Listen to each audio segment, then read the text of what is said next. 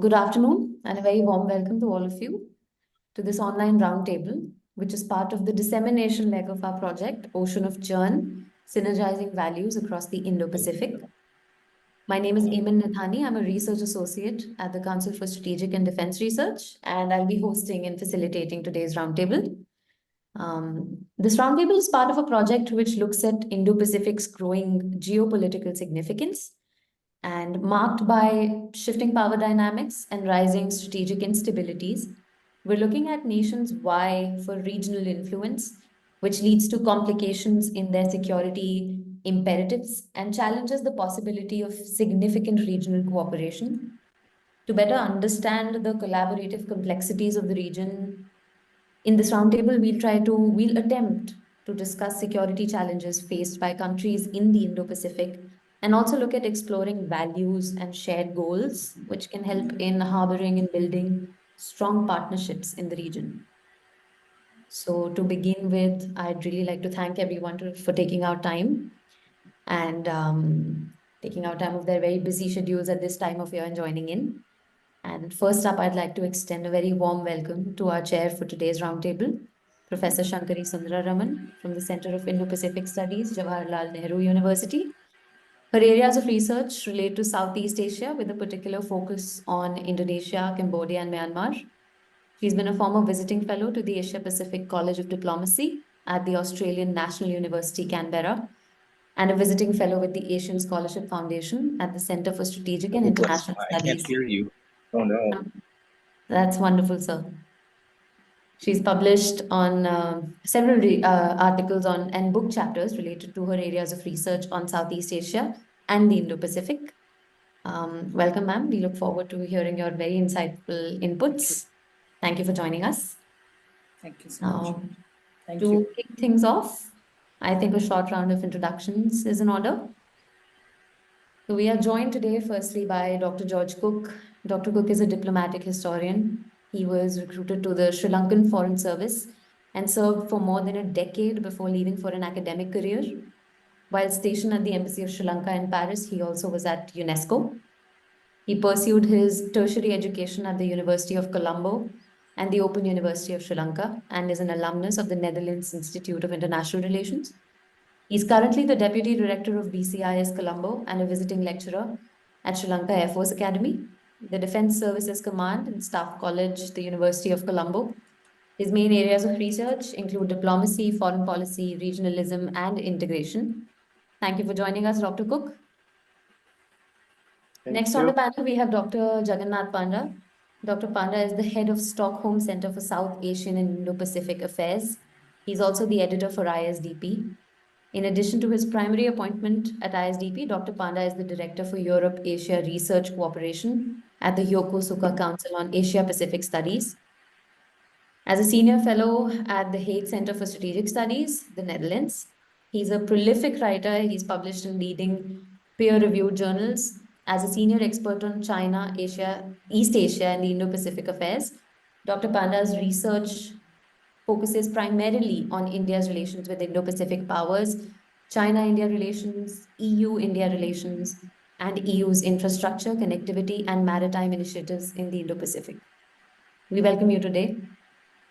Thank you. Next on the panel is Professor Renato DeCastro. Professor DeCastro is a professor in the International Studies Department, De La Salle University, Manila, Philippines. He was the US ASEAN Fulbright Initiative researcher from the Philippines, and he was based in the East-West Center in Washington, D.C. Professor DeCastro has conducted several courses on international relations and security studies in the National Defense College and Foreign Services Institute, a consultant in the National Security Council of the Philippines during the Aquino administration. Professor DeCastro's research interests include Philippine-US security relations, Philippine defense and foreign policies, US defense and foreign policies in East Asia, and the international politics of East Asia. Now that we're done with the introductions, I would firstly like to request all our panelists, and I would like to thank them for taking out time, joining us here today. And to get things started, I'd request Professor Sundararaman to initiate the roundtable discussion with her opening remarks. Thank you so much, Aman, for the introduction, kind introductions you have made to us. And I'm happy to see that quite a few participants have also joined in the panel. Other than the panelists, there are some audience now. And thank you so much at the beginning itself to CSDR for asking me to chair this event. I think the last time that we met in order to discuss the charting values for the Indo-Pacific in terms of a proper physical conference. I recall that we were all there in May of this year in Bangkok to sort of have a proper roundtable on this. And I think Renato was also there during that particular deliberations. I'm very happy to see both Dr. Cooke as well as Dr. Jagannath Panda. Dr. Cooke, I'm happy to make your acquaintance. And of course, Jagannath, I know you very well. So happy to have this opportunity to share both your work and your presentations. I think that the interesting thing that Aman started off by saying is that we are now looking at a panel that is going to look at the geopolitics that is evolving in the region. And to my mind, when we basically look at the nature of the geopolitics that has gripped the Indo-Pacific region today, I think almost to an extent what we are speaking about or what has been talked about in recent times is the emergence of a kind of a new Cold War. Now, while there's a huge amount of debate on whether there is a Cold War or not, I think the first indications of this basically emerged during the Trump administration in an official way when the National Security Strategy paper of the United States of 2017 basically referred to both China and Russia, and it indicated a new shift in relations in terms of identifying these two states as being inimical to the US interests. So when we see the subsequent trade war that began from 2018 onwards, you see the COVID pandemic that took place after that, what you have seen is a marked deterioration in terms of the relations between the great powers across the systemic level. And what you have to also take into mind is the Ukraine crisis and the more recent in October when you see the Israel-Hamas war. You're basically bringing newer dimensions to the existing geopolitical realities, and this is making the great power rivalry in the region even starker than what it was a couple of years ago. Now, when I actually have to sort of address the entire context of, say, the kind of geopolitics that we are witnessing in the region, I think there is a difference between what we are seeing today and what we witnessed in the past in terms of the traditional great power rivalries that sort of emblemized the Cold War. Now, first and foremost, I think the kind of shift that we've seen, because through the 70s and 80s, what we saw was the emergence of an Asia Pacific identity that was basically, built on an economic dependence of the United States, particularly towards the US. And through that economic dependence, we saw this a structural architecture of security that came into place where the US-led architecture for the Asia Pacific region buttressed both the economic as well as the security architecture of the region. Today, as we've moved towards the Indo-Pacific identity, what you're seeing is this strategic shift. Many people are calling the Indo-Pacific a geopolitical issue. So there is more to the Indo-Pacific than just being a geopolitical issue in that sense, because it's a mega region. I mean, this is something I never tire of saying, that it's a mega region. And in order to understand the nuances of what the Indo-Pacific is, our core understanding of the units within that region become extremely relevant. And in that sense, I think the Indo-Pacific therefore represents to us a kind of a massive churning of what is the regional geopolitics all about. And it has to do not just about systemic changes, but it also brings in regional changes. And if you go below the region, it's also indicative of domestic level imperatives. And this is where I think these three imperatives or the layers actually feed into one another and vice versa. As compared to the last Cold War or the last great power rivalry that we talked about, I think where you see a distinction between then and now is that in the past the ideological divisions were far more clearly visible in that sense. And in some senses, if you see, for example, I mean, I look at the region of Southeast Asia. If you see the last Cold War, the geopolitics of the Cold War actually brought about the emergence of, one of the groupings that we'll be discussing is the ASEAN, I'm sure today. And, it brought about a kind of a common purpose in that sense for ASEAN to basically evolve. Because if you see ASEAN's evolution, it's the evolution of a regional grouping that emerged during the ideological conflict in Southeast Asia and emerged as a mechanism that rejected the communism in the region. And what was interesting is the expansion that it did in the post-Cold War region, in the post-Cold War period. And today we're again witnessing a situation where ASEAN itself and its centrality is being talked about as a relevant factor. The second point, which I think is very important to understand, is how the region itself has shifted as a result of the rise of China.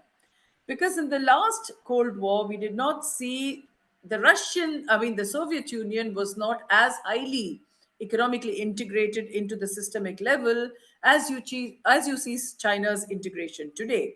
So it's important for us to understand that Chinese integration, economic integration, brings with it challenges which we were not sort of privy to in the last great power conflict. So I think that's going to be a very significant factor.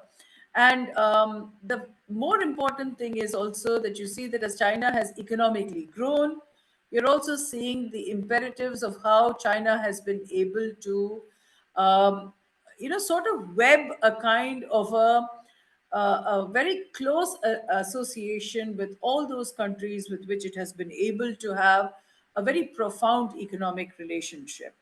And today, what I think are the drivers is that while the economic relationship has allowed for not just Chinese economic growth, but the entire region has sort of grown economically in terms of how we view the Asia Pacific region, the erstwhile Asia Pacific region, and how economics has dominated this entire move forward for the region itself. It's brought the engine. I mean, I remember Martin Atlagawa in one of his statements had said that the engine of economic growth has shifted eastwards. So if you take the engine of economic growth moving eastwards, it's not just the rise of China, but it's a rise of China and multiple other countries' economic rise is also factored into this entire dynamic. So, and I think this is where the economics becomes extremely significant. In terms of how we therefore understand how the region will evolve further, I think what is important to understand is that, you know, the ideological divide is no longer the divide that is as stark as it was when the Cold War took place. What you're seeing today is more of a neck to neck military as well as economic confrontation between the two major powers, that is, between China and the United States. And I think that if we look at this as because we see this neck to neck military as well as economic contestation having a profound impact on the region. And this is the reality of the geopolitics that we are studying, because you cannot wish away the entire regional states that are at the receiving end of this geopolitical confrontation between between these two major powers, and bringing in the dynamics of Russia complicates that in the region even further. Because one of the things that I've often said is that we cannot look at Russian impact on Ukraine purely from a European context, but we also need to look at it from the, the Indo-Pacific concept, because if you see, one of the nearest neighbors to Russia is Japan. Japan is there, the entire China is there, and if you see the entire factor of how the Near East actually evolved from a Russian perspective, that entire context of the Indo-Pacific automatically emerges when we take the context of even Russia's Ukraine impact into the region. So on that note, let me close my introductory remarks and basically request first Professor DeCastro to make his presentation for about, I think you have about 10 minutes, sir. And following that, I will request Dr. Jagannath Panda to make his presentation. Thank you. Thank you, ma'am. Thank you for that. I believe Professor DeCastro is having further Oh, I issues, see. Sorry. further He's technical again. issues. So if it's all Okay, right by you, Dr. maybe we can start with Dr. Panda and then. Yes, Dr. Panda can start, please. Thank you, thank you. Because the speaker view doesn't give me the grid, so I better shift the view so Right, that I I can see. understand. So you can go on 10, 15 minutes, however long. I think we're going to have some Yes, still trouble with Thank Professor you. Castro. So take Okay, your time, thank you Jagannath. very much. Thank you very much, Amen. Thank you very much, CSDR. Great pleasure to have Professor Shankari always as chair, and also to meet George for the first time, and also great to have my good friend Renato in the panel. So yeah, I think we have got a very good panel to discuss the comprehensiveness about this power dynamics in Indo-Pacific that Professor Shankari was pointing out. And I think she made the tone set for the discussion. What I would do is that I'd just flag out how this politics in Indo-Pacific has evolved. There is one thing to say that there is a shift, but if we go more deeply and try to see, there has been a radical shift. There have not only been a shift, but a radical shift. And I think this is where Professor Shankari's point was very valid when she was making about the emergence of China. Now, the entire notion of Indo-Pacific, we know for a fact that that is debatable. Many countries have their different, definitional aspects, different, strategic outlook to the regions. But one of the significant point about Indo-Pacific over the last 5 to 7 years, or let's say 1 decade, has been that nobody really talked about Indo-Pacific until China actually refashioned its maritime strategy under the second 5 years terms under President Hu Jintao, the previous president. And the previous president of China, that is Hu Jintao, when he introduced the Go West strategy, he actually talked about China's ocean developmental strategy. Then he talked about China as a maritime trading power. And then what Professor Shankari was pointing out, 2016 and 17, when the U.S. national security paper was released, terming China as a competitor, as a rival country in the Indian Ocean regions. Now, what we have seen is not that the emergence of China in Indian Ocean or in the Indo-Pacific regions just as a power. What we have seen China as a power which is rapidly changing the status quo in the regions. So therefore, I think the key point here is the emergence of China as a revisionist power. What we have seen is that, if we go back to the Chinese economy 10 years back, China was seen and perceived more as an emerging economy, as a developing power. So does India, so does many other countries in the world. And we know for a fact that rising powers or rising economies, when they want to make any changes, they try to follow evolutionary strategies because of their economic incompetency. They are not really competent economically to bring out drastic change.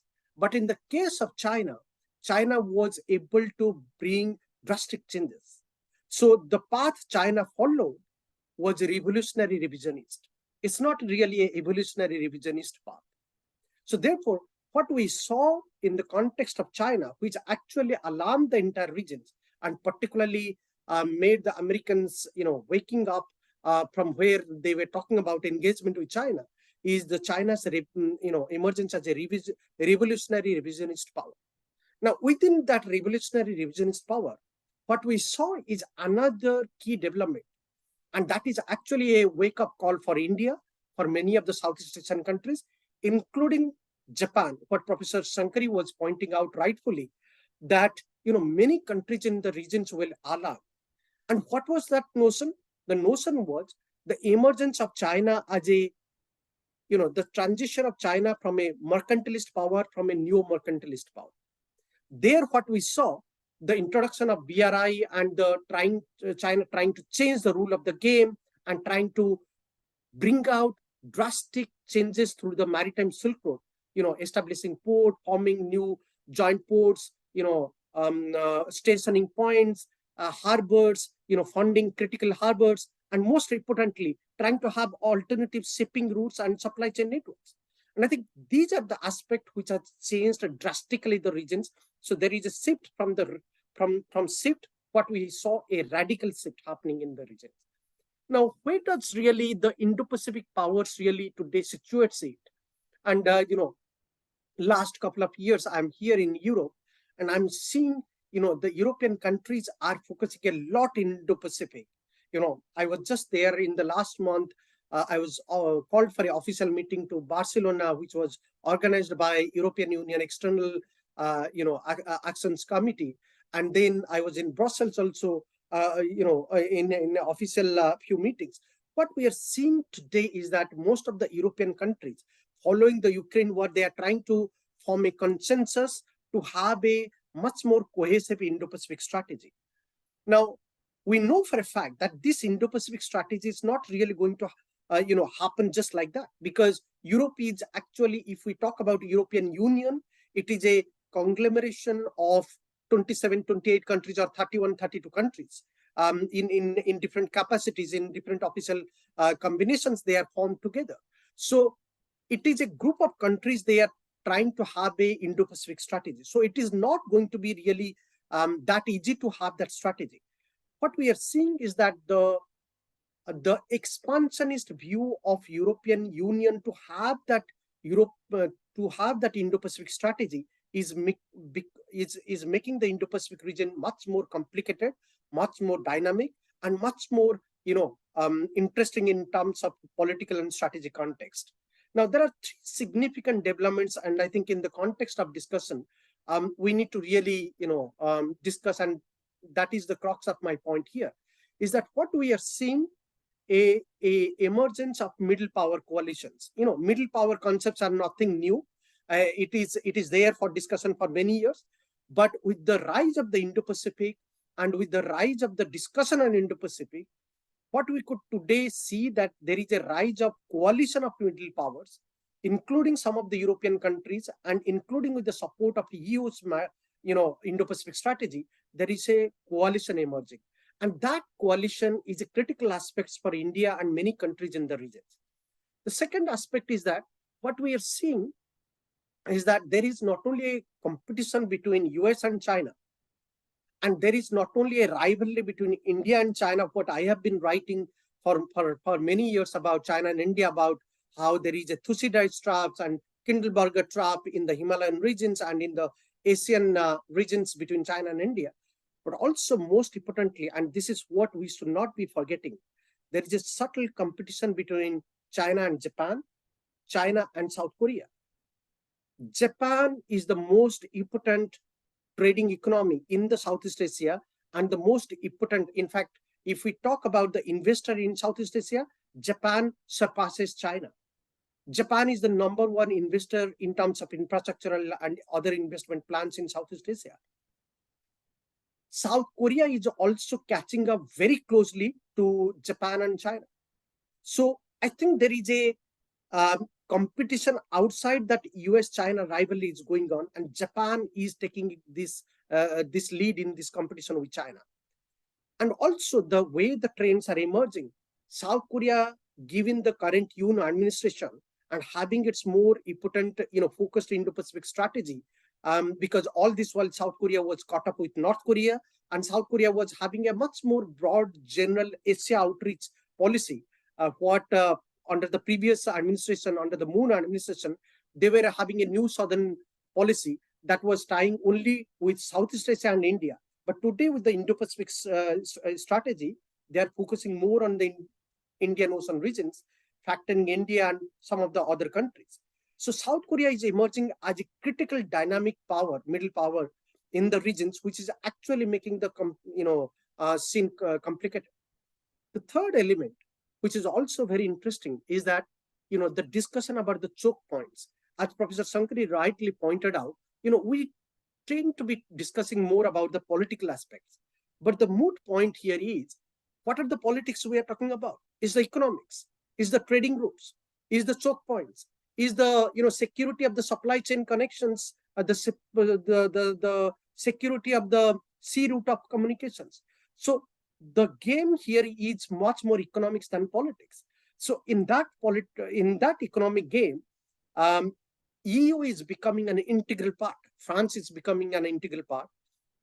Most of the European countries, including some of the Nordic countries, are showing interest, even though their interest towards the Indo-Pacific is very much based on sustainable developments to infrastructural development on limited sectors. They are not really here to pay the maritime angle. The Nordic countries, they do look at Indo-Pacific slightly on a different note, but there is an emerging interest. And I think for India, this is a critical time to take advantage of this politics and be with those emerging narrative and take advantage. My last point here would be, about Indo-Pacific. What is critical here is not about the politics, because there was politics. That's why the First World War happened. There were rivalry and politics. That's why the Second World War happened. There was Cold Wars happening. There were nuclear tests and nuclear wars happened. So it's not that politics will always emerge in something, and politics is always new.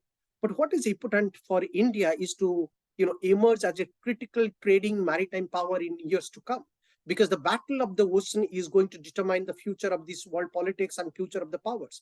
And unless India really develops as the coastal regions, unless India has a strong trading connections with the Indian Ocean rim countries, be it with Sri Lanka, be it with Maldives, be it with the Southeast Asian countries, be it with the Middle Eastern countries, including Oman, Iran, and other countries, we cannot really, I'm talking about India, India cannot really,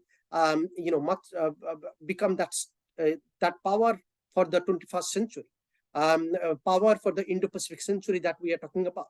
So it is one thing to talk about Sagar, the security and growth for all in the regions.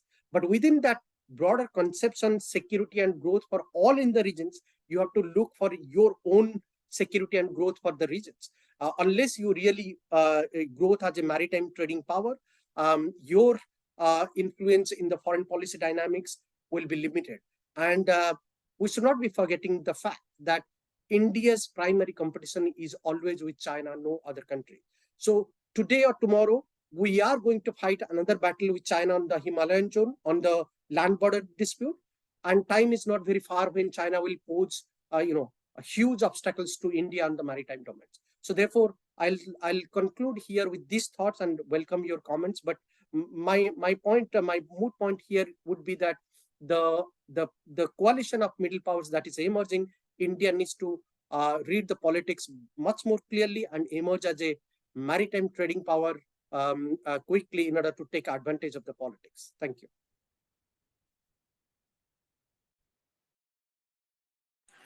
Thank you so much, Dr. Panda. Let me just, because we still don't have, I would have actually preferred to have both Renato's presentation as well as Jagannath's before we open the floor to question and answers. But I guess from whatever I can see here, Professor DeCastro has not yet joined us. Am I right, Amin? He hasn't, so we'll move on with Dr. Cooke's presentation. So you can take. Yes, please. And then we can have the questions, okay? Yes, of So course. I now invite Dr. Cooke to make his presentation, and hopefully by then, if Renato joins, we will move further. Otherwise, we'll have question and answers for the two panelists who are with us today. Okay, Dr. Cooke, I request you to please make your presentation.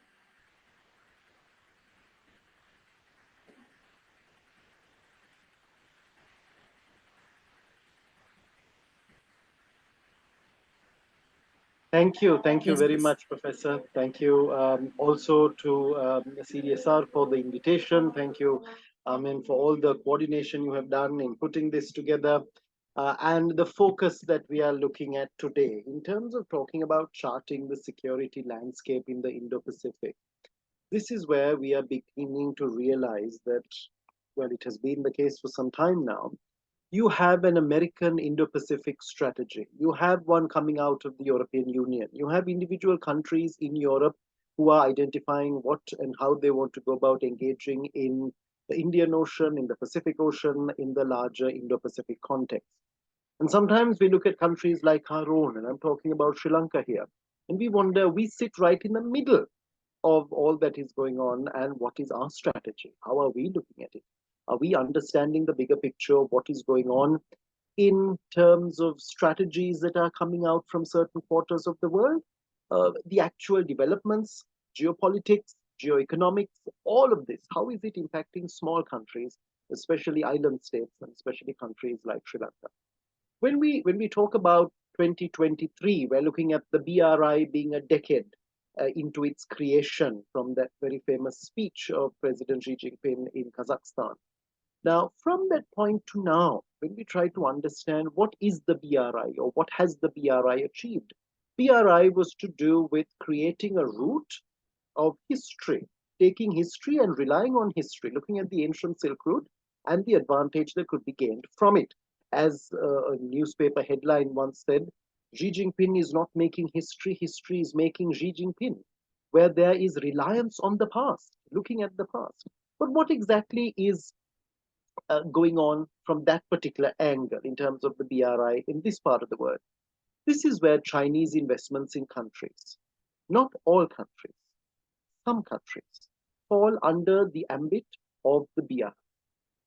There are Chinese investments across the world. All of them do not fall within the framework of how the BRI has come to be identified.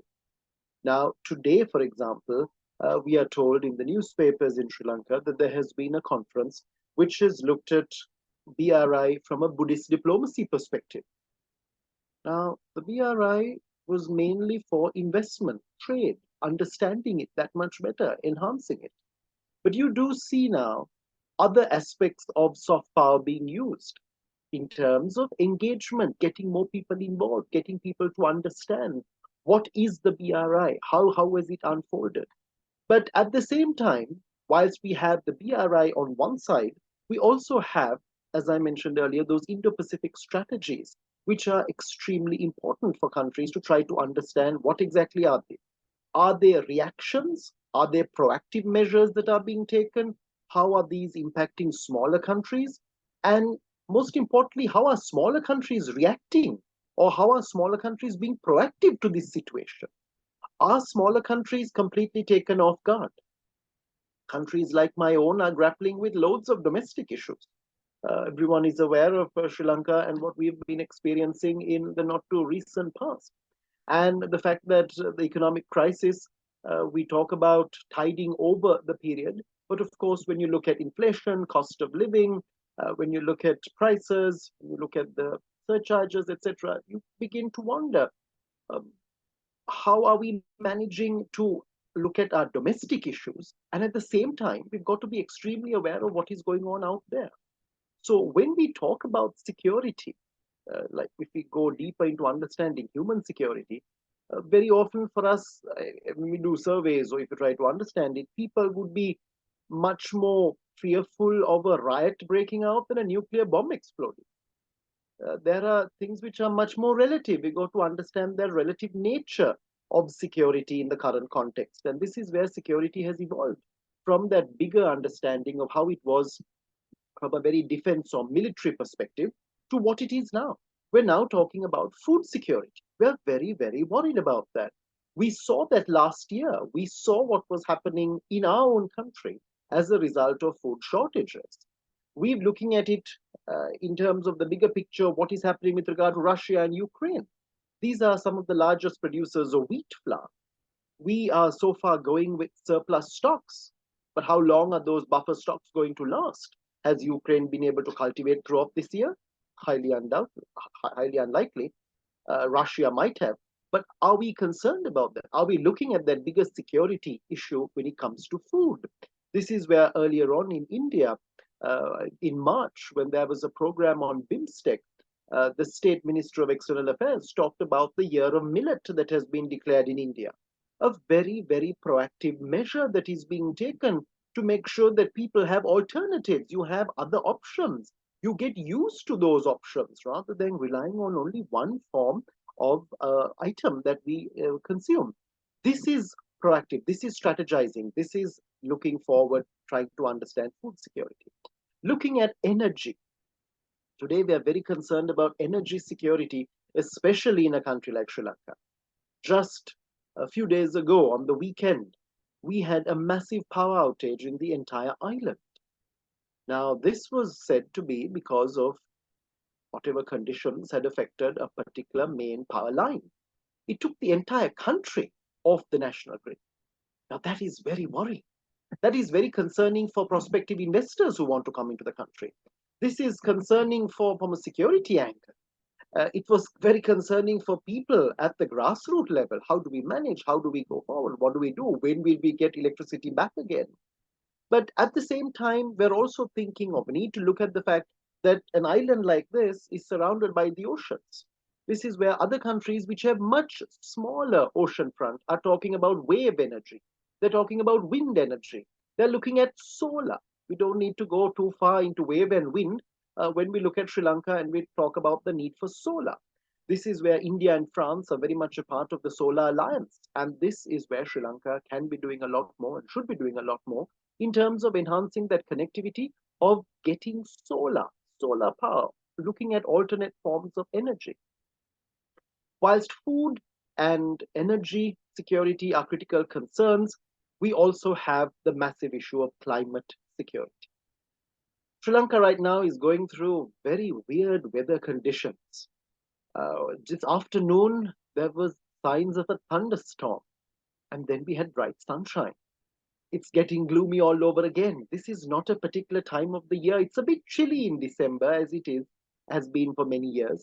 But these kind of monsoonal rains, there's something radically wrong. Is it owing to whatever pollution coming out of Sri Lanka? Is this impacting the climate? Is this impacting the environment? It's not. This is where we are seeing a much bigger impact of what is happening in the world. It's impacting countries everywhere. And Sri Lanka is one of those that is being impacted in a very drastic way at the moment. So whether it be food, whether it be energy, whether it be climate, security has taken on so many dimensions, especially for developing countries, especially for small developing countries, which are beginning to understand that there is a lot more going on out there in the world that is impacting us. We do have a lot of problems, a lot of issues in-house. But lots of things happening in the neighborhood, happening in the bigger environment of the globe, are all impacting us. Israel, Palestine is no exception. Russia, Ukraine on the other side. These are having impacts which are going to last us for decades to come, which we are not realizing. We are not taking adequate measures sometimes, or sometimes we are not aware. We are not aware of the consequences, the ramifications of what is going on. We wait for information, we wait for news, and then we react. And very often, this process of being reactive instead of being proactive is one of the major concerns that we need to highlight when it comes to the changing security landscape. We need to be prepared for any eventuality. In 2004, when the tsunami struck us, some people asked, what is a tsunami? We must never go back to that state. We must never be unaware. The need for building awareness, generating understanding, and being conscious, being able to prepare, that readiness is something that is absolutely crucial, especially in the context of the Indo-Pacific, where many great powers out there have policies, programs, activities, involvement, engagement in this region. From a Sri Lankan perspective, from a small island perspective, this is where understanding what is going on in our environment, looking at it from the much bigger picture, trying to analyze it, this is where policy has got to take inspiration from what is going on around us. It shouldn't be policy in a vacuum. It should not be policy in order to deal with a day-to-day issue that arises. It should be policy which is going to be sustainable, policy that is going to be for the long term, policy that is going to ensure that irrespective of what development takes place, we have a policy, we have preparedness, we are aware, and we are not caught off guard. Thank you. Thank you very much, Dr. Cooke. Amen, I'm not able to. There is, I can see somebody with another a Z logo there, Z. Right, that's Is that a us, ma'am. speaker? That's It's us. you. It's CST. Okay, fine. That's what I was not sure because it said Amba. I wasn't sure whether there was one more speaker. So fine. That means we have the two papers have come through this panel. And while we wait for Dr. DeCastro, Professor DeCastro to join us, I would actually like to open the floor to question and answers from the participants first, because I'd like to keep my comments for the end when Right. the session is closing. So I would now like to request by raising hands, or do you have a set of questions with you already? I have received a few questions, ma'am. If you would like me to, we can wait for any comments from yourself towards the end. We can. So I'll start with questions now. There's a Yes, few. please. Let's do the question answers first, because if I go into wrapping up, then those questions will be left aside. So I prefer to have the participants ask a few questions. Right. The floor is open to questions, and please let us know. In the meantime, ma'am, I had received a question. I think this one pertains a lot to what Dr. Cook said. So maybe if you think he would be better suited to answer this, but we can have anybody's views here. So the All question right. the question that I have here is, right. How are conflicts in other regions such as Europe, which they're referring to Russia, Ukraine, and West Asia, Israel, Hamas, affecting the security landscape in the Indo-Pacific? Are the consequences of such conflicts, or are there any consequences on the IP material, or are they in terms of clarifying the nature of threats? That's the question we've received. May I go ahead? Okay. Yes, please. Yes. Thank you. So whether it be a situation evolving in Europe, or whether it be a situation evolving in Africa or Latin America or anywhere it may happen in the world, there is going to be an impact at some stage on us, especially in South Asia. We are an important connector between the East and West.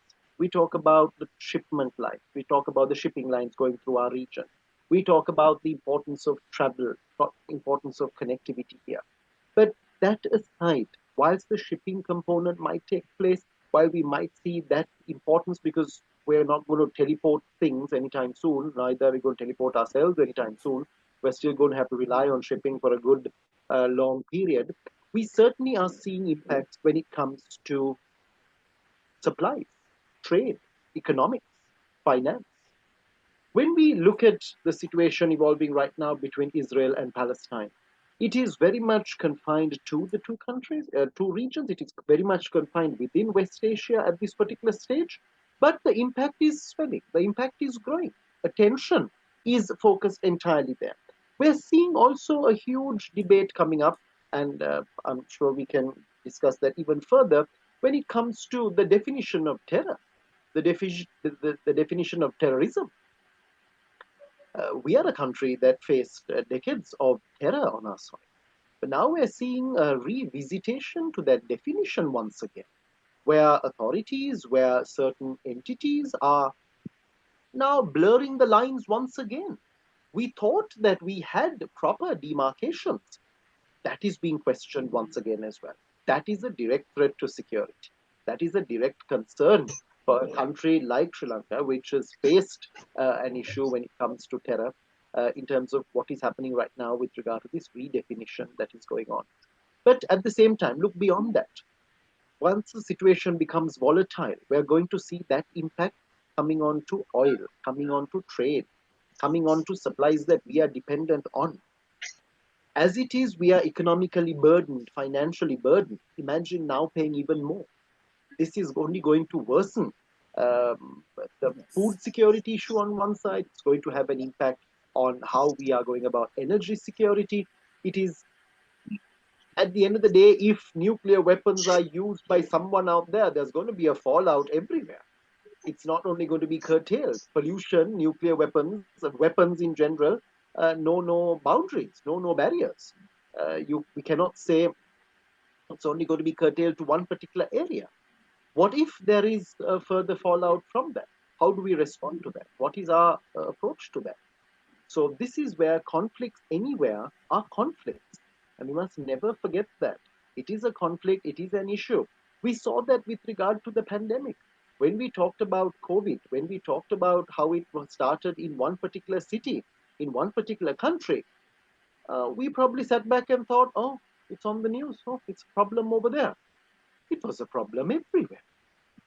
It didn't take too long for it to become our problem and to become my problem.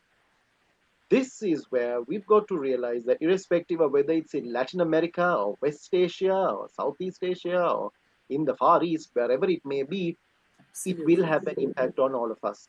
We are a big world, a big planet, but the foundation is rather small. The planet isn't that big at the end of the day. Thank you so much, Dr. Cooke, for your really comprehensive answer on that. Dr. Panda, do you want to take the same question on how the conflicts are impacting the Indo-Pacific region? Ma'am, if I may, we actually have, if you can access the questions panel, we've got I a few. can see them. Sure, I whichever can see you the like, questions. sir, to.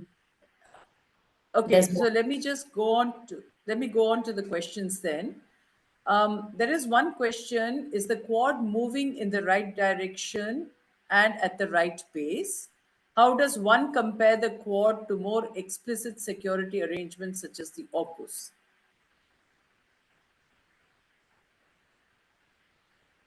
Would either of the panelists like to take this question up? Yes, Jagannath, I think you want to take up this question. First, let me comment on that question, how the Yes. Ukraine war and Hamas and other things are really linked with the Indo-Pacific. Of course, I do agree with Dr. Cooke's broader general remarks on this, but more from the security point of view and from a security and political and strategic point of view, there are, I think, three significant issues that we are going to see why the European security architecture is not really different from the Indo-Pacific security architecture. And this is where the convergence is happening. The European security architecture, all this while, was only very much Russia-centric. If you see, there was this, I have been hearing for last couple of years here in Europe, that they saw Russia as an enemy from the past. So today, after the Ukraine war, the popular narrative, the popular talk here in Europe is Russia is again coming back. The enemy is coming back from the past again. But again, we have to prepare for the enemy for the future, that is China. So what has been the triggering point here is that the narrative of the security perception in the European outlook has changed. And this narrative of the security outlook has been quite futuristic, which complements the Indo-Pacific security outlook. Because Indo-Pacific is more about anticipation. It's more about future-based security, threat and concerns, the challenges, which is about the maritime challenges which are emerging. So this is where the conglomeration is happening, and there is a huge link. The second, what we are seeing is that the Middle East was always a turmoil zone when it comes to the terrorist incident, when it comes to conflicts in the regions. But today, what we are seeing, Middle East suddenly is becoming the trading zone, or also a kind of connecting zones in the power politics between Europe and Indo-Pacific regions. So today, when we are talking about Indo-Pacific regions, we are actually very significantly factoring Middle East as the converging zones between Europe and Indo-Pacific. So that is another trademark, which is a significant development, which is actually establishing this geopolitics into a very closure turf as a power politics for the future. And therefore, today when India and EU summit happened, or the G20 summit happened, there is a significant talk about, India, Middle East, EU economic corridor. We know that this corridor is not going to happen immediately or just like that. But the very significant of the fact that Middle East figures in this corridor, economic corridor, it implies that the correlations we are trying to establish between the Indo-Pacific, between India and the European regions, factoring the Middle East. The third point here is also, which is significant, is the energy, the food crisis, and the governance issues that Dr. Cooke was pointing out. Not before the Ukraine war, not many countries realized that how energy could be the game changer. And today, I think, the Russian economy, despite I was having a discussion here yesterday, now there is a lot of discussion that, Russia has not really lost the war. In Europe, there is a lot of talk that Russia has already lost the war. And in India, we don't really see it in that way. Because we know for a fact that Russian economy is still surviving despite of so much sanctions. Russia is still a significant player in multilateral forums. So therefore, I think there is a lot of review about the European assessment about Russia. The point I wanted to make here is that what is actually making the Russian economy survive is energy, is the oil, is the natural gas. And this is where India is importing a lot, and many other countries are importing a lot from Russia. That is actual, and the food surplus that Russia is having. Even though there will be sanctions on Russia for next 10 years.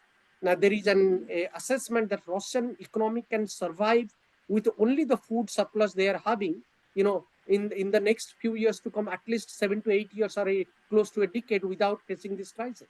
So that's a significant issue to actually, note about. So there is a closer link between European security and the Indo-Pacific security. But coming back to the Quad question, I think I have written about this a lot about the Quad and the Quad Plus. If you see, there is a important development that has happened, and that needs to be mentioned here, is that, no matter how much we are going to talk about and signify the significance about the Quad has two dimensions to it. One is the weaker dimension, weaker aspects, and one is the stronger aspect and the stronger dimension. The weaker dimension is that it's not a security alliance agreement framework. Whereas the stronger dimension is that it could suddenly turn into a security agreement, subject to if the Taiwan crisis deteriorates or China's relationship with India deteriorates. Then India is the country which is holding the veto with regard to Quad. And India is the only country in the Quad formulation which is not having the alliance agreement as the military power, as a military alliance partner with the US, with the Japan, and with Australia. So India holds the veto in many ways. So the strong point is that Quad can be turned into a kind of close military alliance in future. So therefore, today what we are seeing, there is a steady progress about Quad becoming a kind of virtual alliance to look at the economic issues, to look at the governance issues. Therefore, we are talking about climate issues, we are talking about maritime governance issues, we are talking about many other issues, cyber security, science and technology. And these are the critical issues which are going to determine the future of the Indo-Pacific security in times to come. It's not only maritime security, it's so many other issues, cyber to science and technology to many other areas. So therefore, the progress of the Quad is based on an optimistic note, and a lot will depend on the variables of the Indo-Pacific. How is it really emerging, and what kind of power India is really emerging above. If India's economy continues to do well and China's relationship with India continues to deteriorate, then it's not impossible to Quad emerge as a military alliance framework in future. But again, I think at this point, the way Quad is emerging, it is more a kind of virtual alliance kind of framework, which is keeping its door open on many security issues. And that is the most important aspect about the Quad formulation. Could I just add a point to what Jagannath said? Very, very interesting points you've made on the Quad, especially how you've sort of, differentiated it into the weaker aspects and the stronger aspects. And I recall reading somewhere that when you were mentioning the stronger aspects, I think one of the things one needs to keep in mind is, how events will tilt the balance that the Quad is going to go towards is going to be I think will be the basic or the most important factor here. Because if events either in the Taiwan Straits, as you've mentioned, or say a potential India-China conflict, while I don't see it transforming India into a military ally of the United States, because I think that is something India would be very reluctant to move towards. What happens is, as of now, the Quad remains a consultative mechanism. But in terms of its military capacity and the kind of defense spending the countries of the Quad have, if they were to combine their defenses together, then the Quad has the potential to be 4 times more than I think it's 4 or 5 times more than the military spending of China. This is what I recall reading somewhere. So in that kind of a scenario is when the Quad will actually take a distinct turn towards something else. But do I actually see that happening? Then my answer would be no, because I think India would still hesitate to move into a kind of an alliance framework or a military alliance with the United States. And because the question also had an AUKUS component in it, I want to bring the AUKUS aspect here. Where you see the Quad and the AUKUS being different is AUKUS is far more operational in terms of the fact that the three countries, the United States, UK, and Australia, already have a lot of convergence in terms of their defense industries, which the India does not have vis-a-vis, say, Japan or Australia and the United States, where the Quad is concerned.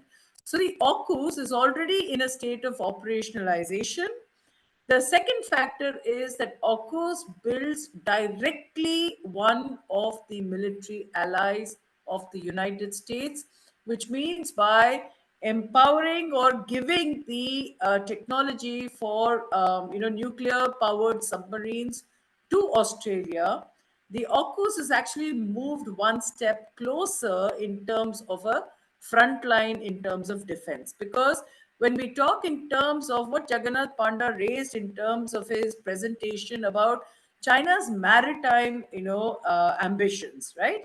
Because he said it in the context that it started with China's economic ambitions, but if you see where it has actually gone, Chinese strategic maritime ambitions have become far more clearer today, because it's not the economics that is threatening the region, it is the strategic.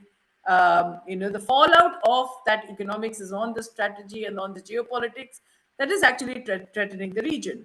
So if you take the Chinese strategic ambitions here, especially in terms of how they have identified what they call the first island chain, the second island chain, and today, the move towards the West Pacific, then that entire context of where Australian capabilities need to be highlighted or need to be, increased vis-a-vis China's maritime ambition, then Australia becomes the front runner in terms of a defense capacity as far as the region is concerned, which is also why you don't see the Southeast Asian countries reacting so much to the Australian, initiative on the AUKUS, because that while countries have, sort of hesitated to say publicly that it should not lead to a kind of a nuclear, contest in the region, any kind of a nuclear-powered submarine contest in the region, or push the defense purchases in the region further, or an arms race in the region further.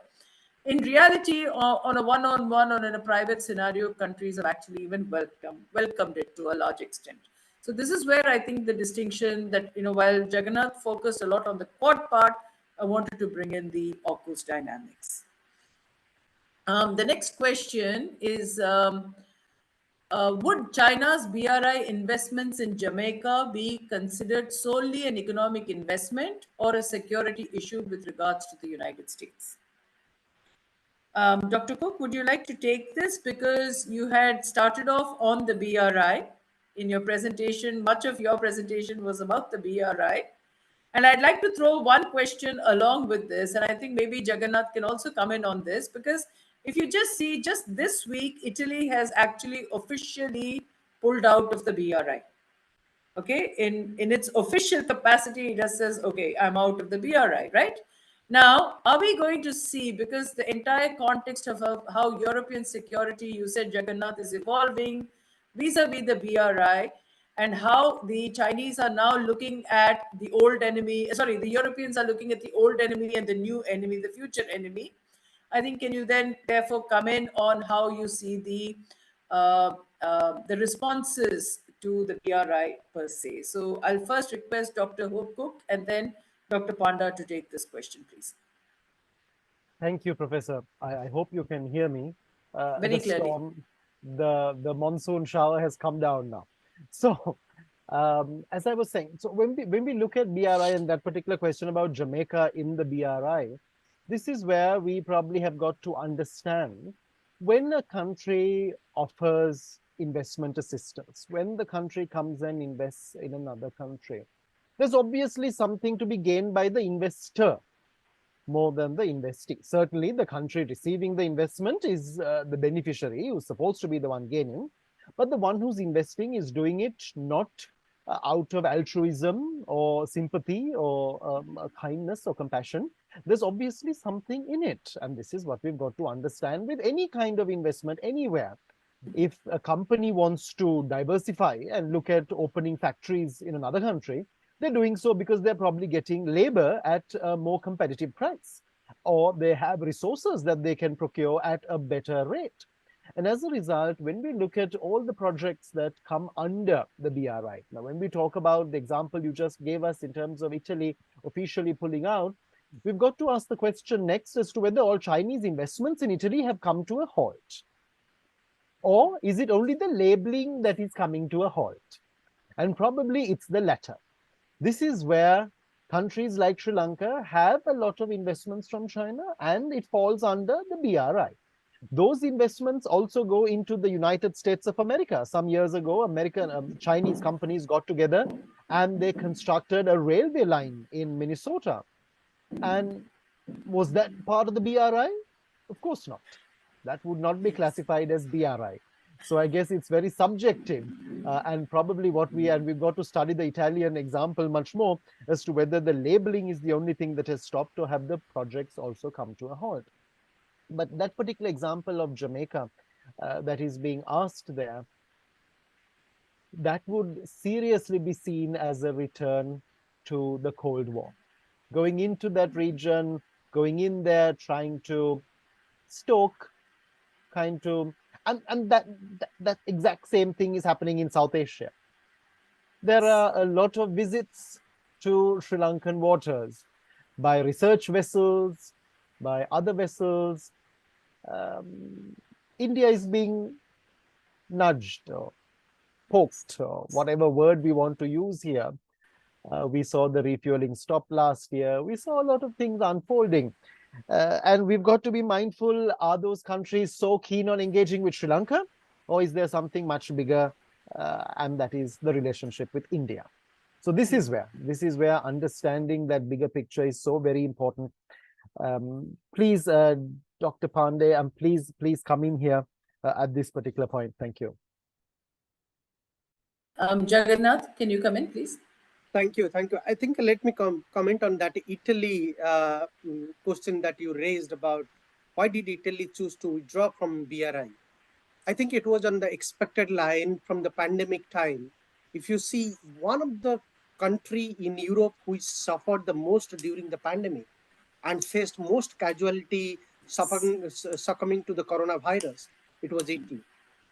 And Italy suffered primarily because there was random, kind of invitation to the Chinese, companies and corporate sectors to come to Italy and, invest in Italy for the last 1 decade or so.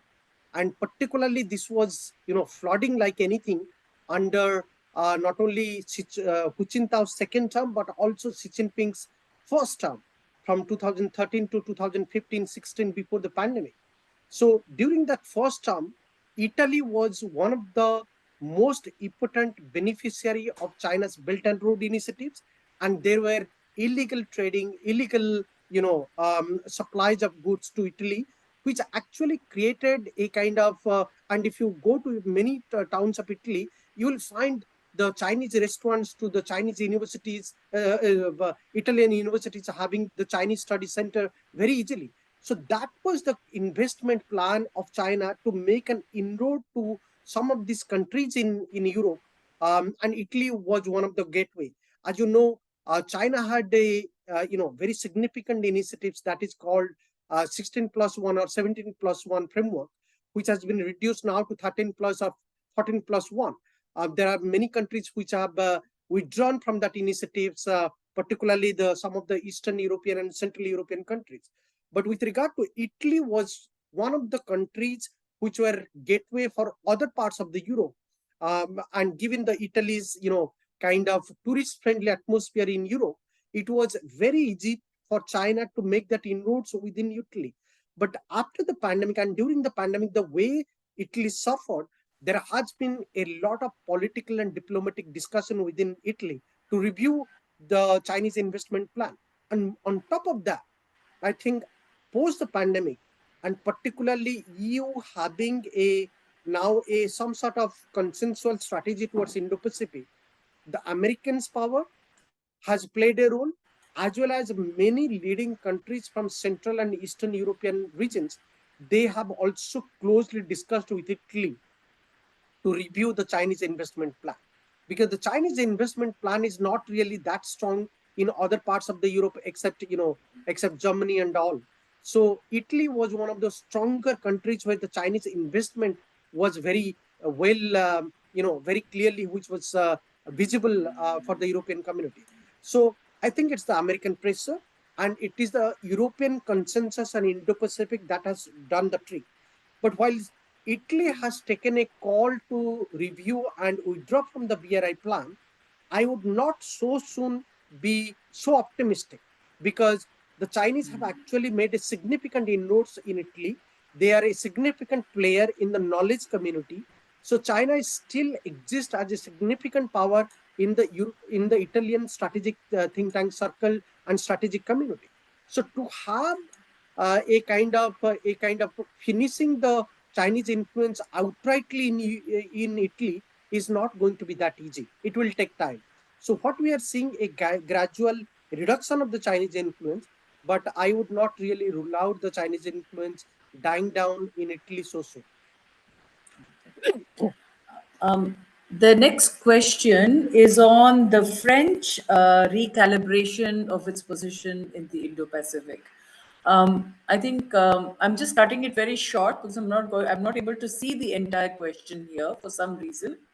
Because for a minute that question box closed, Amen, and I'm not able to view the questions. But because I've read the if you'd like, I can read out the question. Yes, please. I'd prefer that because we get the full question that way. It says, is France recalibrating its foreign investments in the Indo-Pacific region because they are being forced out of African countries that were former French colonies?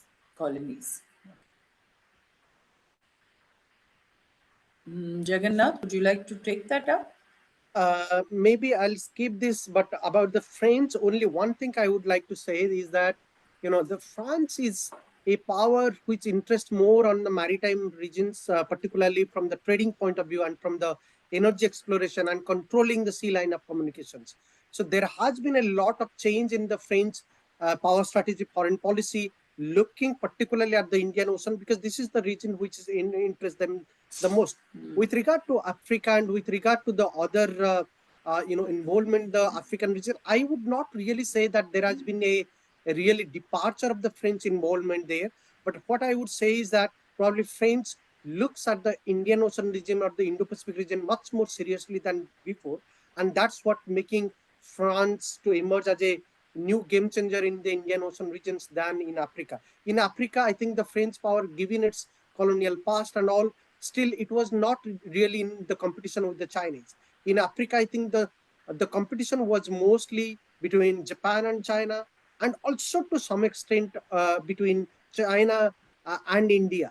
Even though India was not really in full competition with China in Africa, but France was never in competition with China in the African region. So we cannot really say that France has is really withdrawing from the African regions. I think France had its own interest, its own historical legacy. But today, what France is having in the Indo-Pacific region is a much more decisive and concentrated Indian Ocean strategy.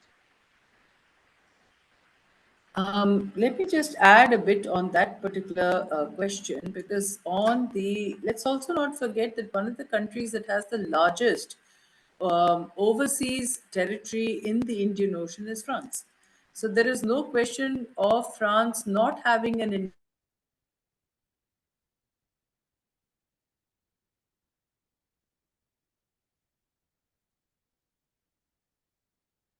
There's a glitch.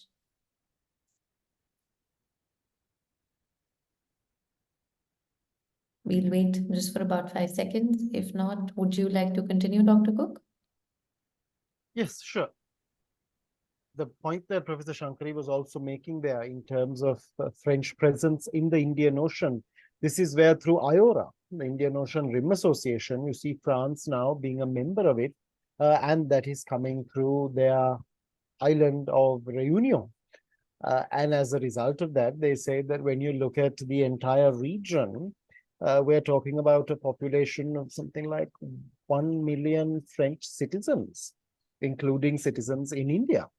So we are seeing a large involvement. Maybe they have not been playing a very proactive role in the past.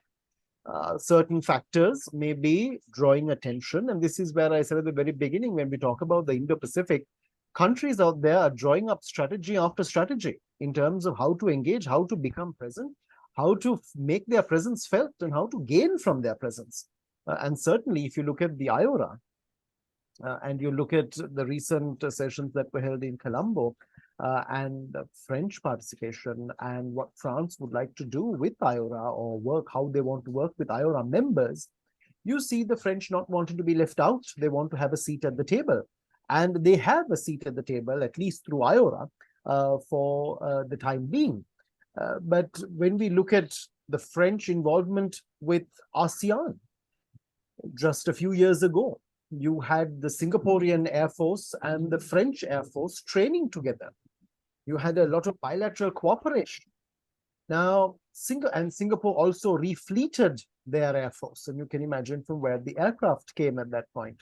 And this is where we see Singapore looking at this as for both countries, it's a win-win. For Singapore, it's a situation in which they are getting to train with the Security Council permanent member in terms of understanding the latest advancements in technology. On the other hand, for France, this is an entry point into ASEAN via Singapore. So this is where they are seeing opportunity. Both, it's mutually beneficial there, but certainly the French want to engage more, want to get involved more, and they are having a lot more to do with countries, including countries like Sri Lanka, where we now have new French ambassador. Well, not too new, but we have a lot of activities through, for example, the Alliance Française network. You have a lot of engagement, a lot of cultural connectivity, historic connectivity, private sector connectivity. This year, we are marking a landmark anniversary with France. A lot of programs have been planned in both capitals. Positive signs for bilateral relations. But certainly all countries want to have greater presence, greater opportunity.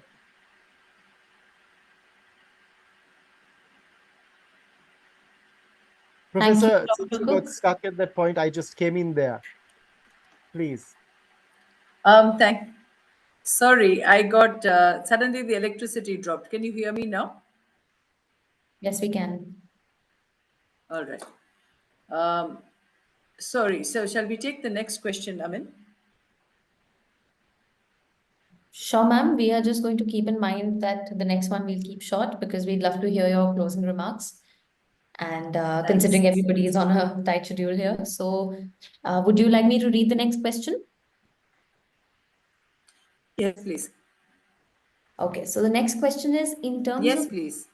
in terms of geoeconomics, is USA doing enough in the Indo-Pacific in the form of Indo-Pacific Economic Framework, given that IPEF is not a trade deal but only an economic engagement platform?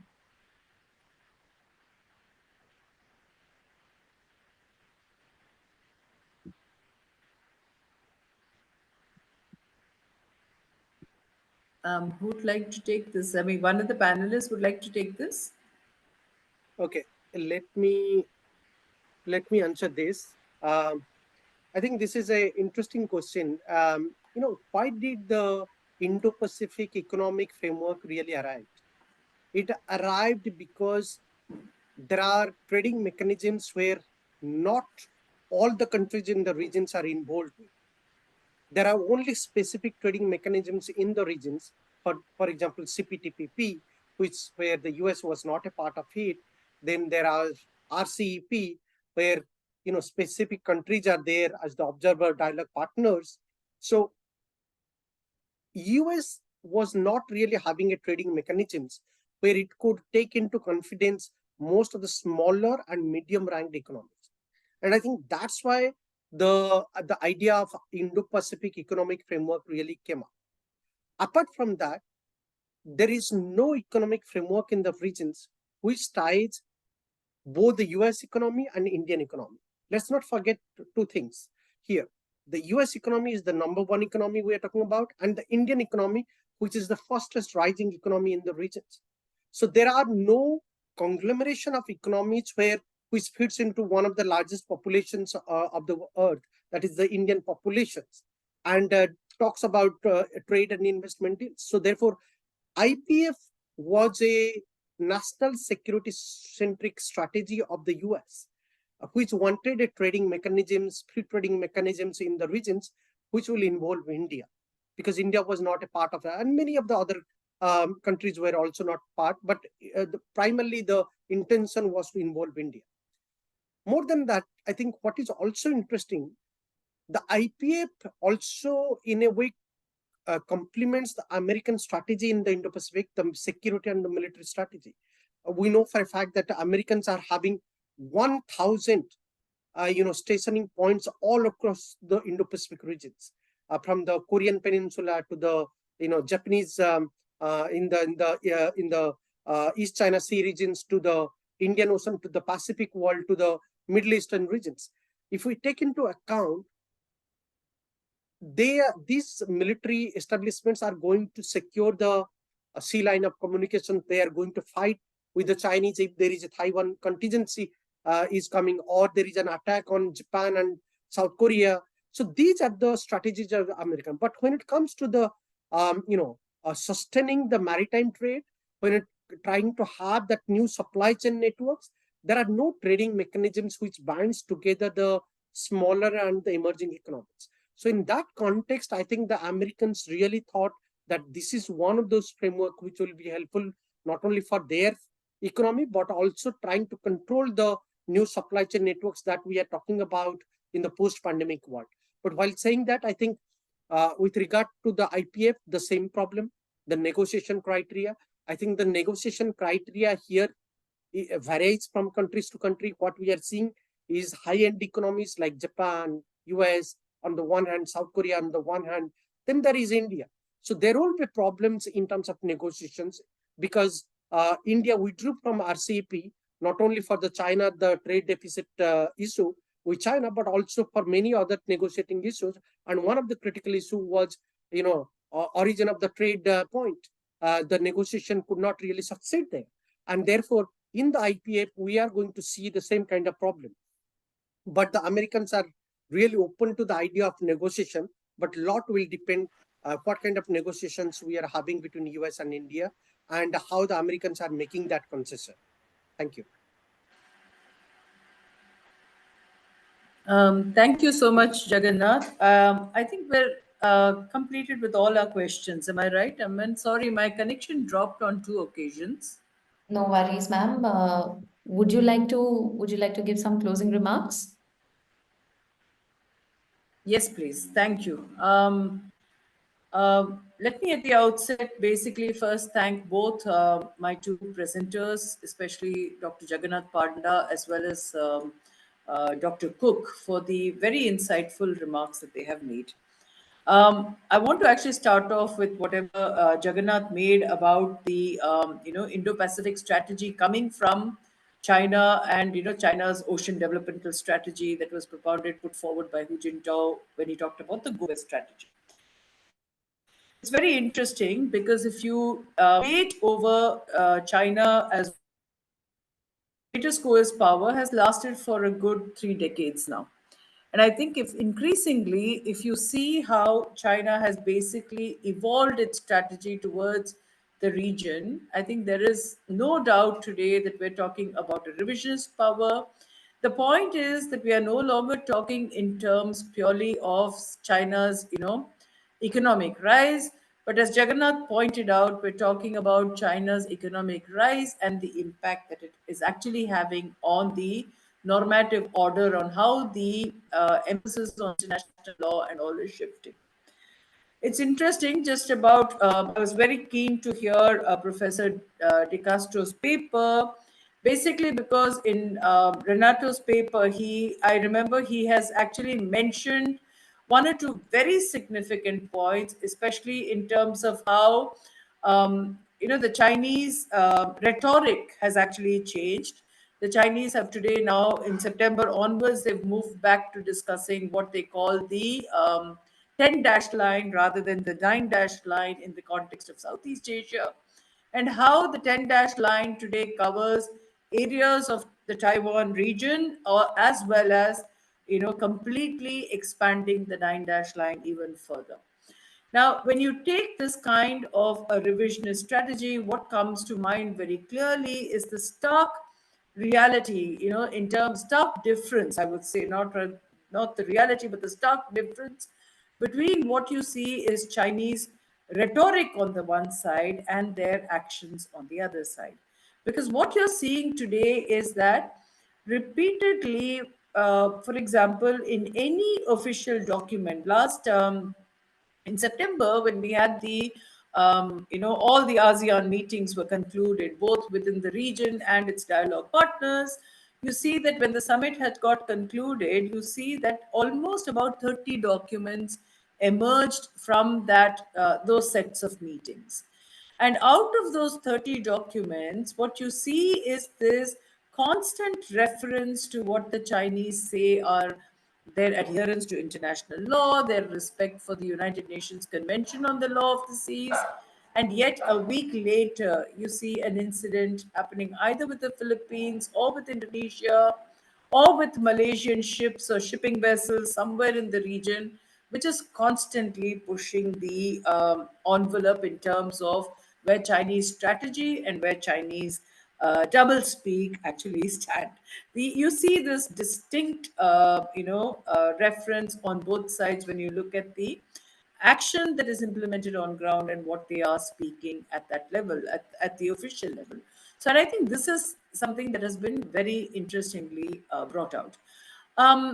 Professor Dr. Jagannath Panda referred to the entire importance of the choke points, what he calls the security of supply chains. I think the choke points have always been important. It is not something that is new to our understanding. But I think what we also have to take into consideration is how sometimes some of these like not some of these, but most of the choke points fall under what you call the maritime commons or the global commons. Now, when you have an approach in understanding how these belong to a kind of a global kind of players, you cannot therefore become hyper controlling about the choke points, or hope that the choke points and the relevance of the choke points remains purely for one particular nation state. And I think this is where you raise the question of Hu Jintao.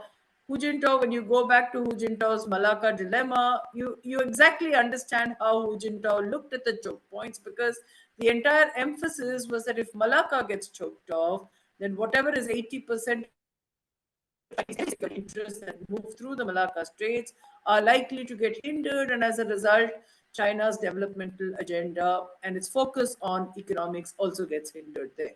So I think there's a critical emphasis here in terms of how you look at the choke points, how you look at Chinese, emphasis. But this has also changed drastically post the COVID scenario, because what COVID has actually unleashed is that the dependence on Chinese supply chains can no longer be relied upon solely.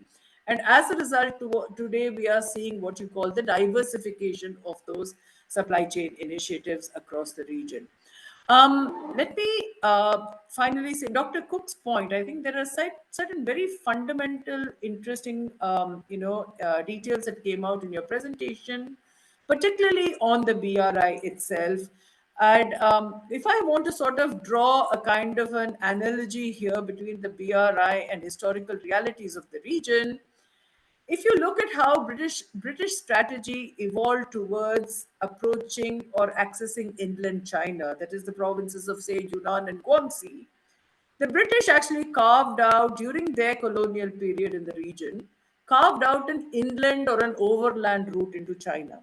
Because having understood that moving towards the southeastern part of China and then accessing the inland areas is far more difficult, what the British put into action was to move across the regions of Burma. Over three Anglo-Burmese wars, they completely, conquered the Burmese territory and moved through Burma into inland China. And what was the first thing that they did? They built railways and they built a network of roads that would go right into the Yunnan province. The Chinese are just reversing that in a neo-colonial space. Okay? If you actually look at it, they have just reversed the same policy. What was British emphasis on taking their goods into internal areas of China? Today, the Chinese have used those manufacturing outlets in areas because Yunnan is at the heart of the BRI. So they have taken those manufacturing zones in that area of Yunnan and have extended it outwards through a similar kind of a network of roads and railways. So it's to my sense, they have used the historical realities and recalibrated it to suit their own requirements. And it's not really something that is unusual because it's something like what they've done. They had given 99-year lease to the British over the region of Hong Kong. The Chinese today have taken buildings. For example, in the case of Cambodia, let me just add a few countries here from Southeast Asia which are at the receiving end. In the case of Cambodia, the Cambodian constitution prevents the Chinese from buying land in the country. So what have they done? They have leased buildings for 99 years. Now, where does this come from? This comes from the same kind of an approach in order to understand that while you can circumvent the constitutional, laws or provisions that are in place, you can basically look at the option of taking a building for 99 years on lease. And this is exactly how the Chinese have played this entire game as far as the region is concerned.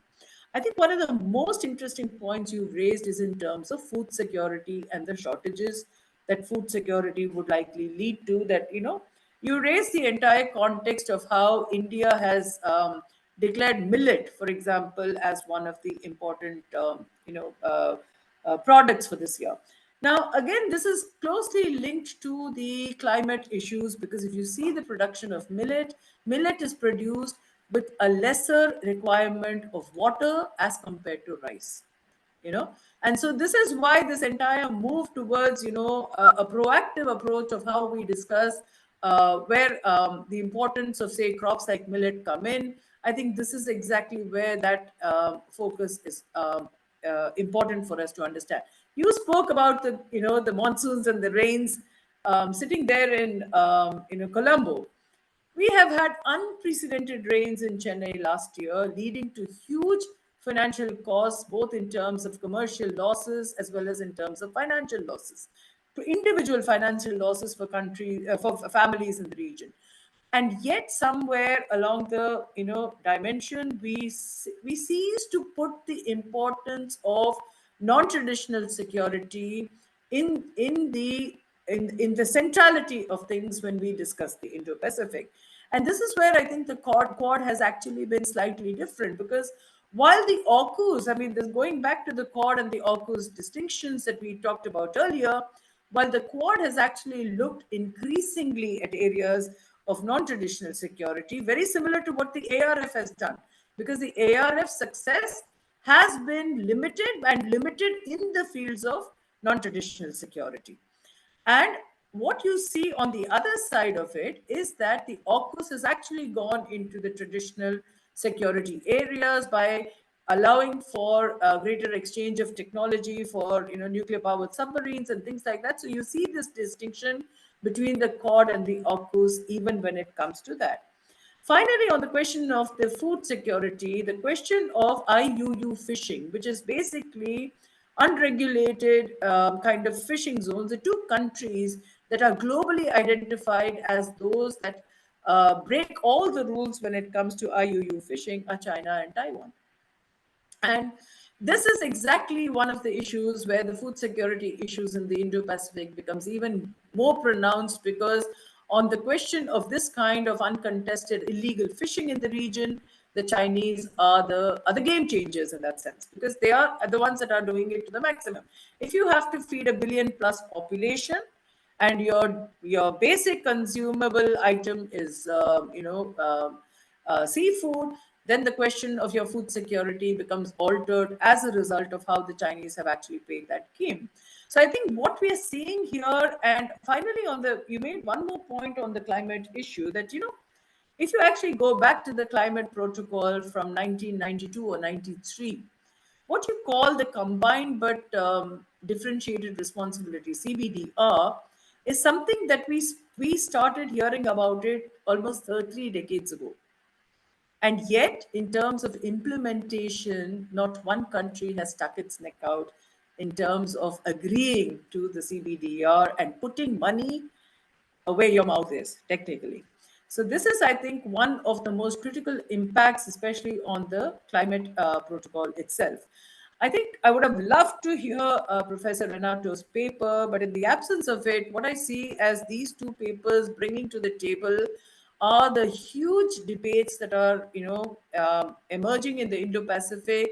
And I think while Jagannath brought in the entire question of the revisionist state, how the Chinese have moved on the maritime aspects, your paper has also brought in a lot of the dimensions that are very critical in terms of the non-traditional security dynamics. And the geopolitics of the region are a combination of both these factors and cannot be isolated to either the traditional or the non-traditional in that sense. So let me therefore end with this, and let me extend a very, very warm thank you to both Dr. Panda and Dr. Cooke. It's been delightful interacting with both of you on this online session, and wonderful to hear the papers you have presented. And I'm hoping that the future paper discussions will also take place, in which both of you will be present after finalizing your papers further. I then now hand over the floor to Aman Naithani to make her concluding remarks for this session. Aman, the floor is yours. Thank you very much. Thank you for the wonderful answers. And it's unfortunate that Professor DeCastro couldn't join us, considering that he's such a prolific writer himself, and he's engaged with us in the past and will continue to do so in the future. However, thank you, Dr. Panda, Dr. Cooke, for your wonderful inputs and the amazing answers, and to the audience for asking such engaging questions, considering the current situation we're in the Indo-Pacific, constantly developing, constantly evolving. We have to stay on our toes, and it was amazing to hear such wonderful perspectives coming from different angles. Thank you to Dr. Cooke for bringing in a Sri Lankan perspective. And of course, Dr. Panda's point on the Japanese significance stuck with me personally, and I'd love to hear more about it and look that up later. But for now, I'd like to thank you all, and including the audience, for joining us today. We've brought this roundtable to an informed conclusion and hopefully had some very interesting points being raised. So, note of thanks to the audience. Thank you for participating. Thank you for your engaging questions. And thank you all for joining us. Thank you, Professor Sundararaman, for chairing this. And we hope to see you soon for future CSDR events. Thank you all. Look forward to it. All right. Thank you, everyone. Bye-bye. Thank you. Thank you. Bye-bye. Thank you.